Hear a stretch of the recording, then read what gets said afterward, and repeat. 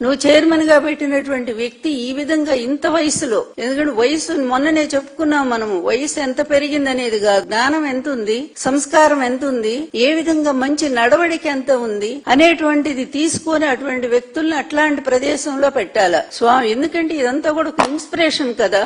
అట్లాంటి ఒక వ్యక్తే ఈ విధంగా పాల్పడితే మళ్ళా నిస్సిగ్గుగా దాన్ని సమర్థించుకుంటుంటే ఏం తప్పేంటి మేం చేస్తే అనేటువంటి స్థాయిలో ఉంటే, మీ వ్యక్తిగత జీవితాల గురించి మాట్లాడట్లేదు మేమెప్పుడు. మీ వ్యక్తిగతంగా 5గురిని చేసుకోండి, 10 మందిని చేసుకోండి, కానీ నువ్వు ఆ స్థానంలో ఉన్నప్పుడు ఒక మహిళ ఉత్తరం రాసి నీ దుర్మార్గాల్ని, నువ్వు చేసిన పాప పనుల్ని, వీటన్నిటిని కూడా ముఖ్యమంత్రి స్వయంగా రాసి ఇలాంటి వ్యక్తిని తీసుకురావద్దు ఈ పదవిలోకి అని చెప్పినప్పుడు అది కూడా పాటించలేదంటే నీ సంస్కారం, నీ సనాతన ధర్మం, నీ వెంకటేశ్వర స్వామి భక్తి చంద్రబాబు నాయుడు ఎక్కడ కలిపేశావు? ఏ కృష్ణానదిలో కలిపేశావు?